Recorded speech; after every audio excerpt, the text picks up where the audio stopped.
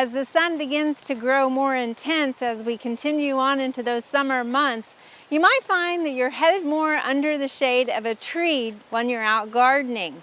If you've ever considered building or constructing a shade garden, here are 5 features to consider adding to your garden in order to make it a respite during those summer months.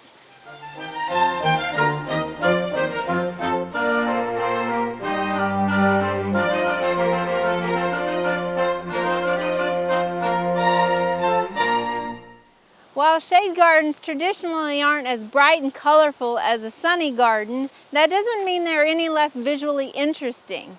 You can always add flowering plants into your shade garden, but you also want to think about the foliage. Consider adding plants that have variegation or have foliage that is yellow, white, or even blue. Hostas, heucheras, and sedges make great options for getting foliage interest as well. The other thing with the foliage, you want to think about the texture. Having different textures will also create visual interest in your shade garden. Adding strappy leaves such as the hardy ground orchid or ferny-like leaves from our sensitive fern, as well as bold foliage from bear's breeches will all add interest into your shade garden. Also, when you're planting your shade garden, think about adding mid-level plants or understory plants. It's one thing to plant the ground with small herbaceous plants, but you also want to utilize that space between those low plants on the ground and the canopy of your trees. That makes a great place for small woody shrubs to grow, as well as small trees such as dogwoods and redbuds. We also have here an example of a woody shrub that works well and provides, again, some interesting foliage as well. This is dwarf fothergilla, and it's actually a cultivar called Blue Shadow. Now you can see it not only gives you great blue leaves, but in the springtime it'll have a white bottle brush-like flower. Not only does this provide blue foliage during the summertime, but this foliage will also provide nice fall foliage as you go into those autumn months. Now, while this one is deciduous, consider also adding evergreen shrubs into your shade garden. Akuba, Japanese akuba, is another great example of an evergreen that is also variegated to continue giving you interest in the foliage. After you've planted your herbaceous plants and you've got your woody understory plants in place as well, you may think you've planted all you can do in your shade garden, but there's more room that you're not utilizing. Consider adding hanging baskets in your trees. While we might not live in the deep south where Spanish moss drapes from the trees, there's no reason that we can't also grow plants from our trees. Here's an example of what we've done. There's a lot of different methods of using different hooks to hang plants from your trees, but what we've done here is taken a simple rebarb that we've curved into an S shape.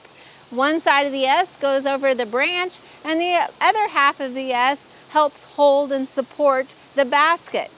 Because this is a temporary display and only out here during the summer months, we don't have to worry about this damaging the branches too much, but we do keep an eye on it, and I would suggest that you do also if you decide to go with this.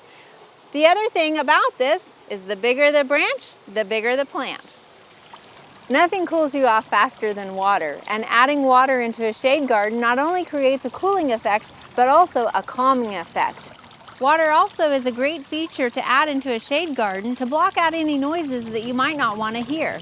And it doesn't have to be that large of a water feature. Just adding something as simple as this that creates a slow trickle will enhance that meditative experience that you might get in a calm shade garden.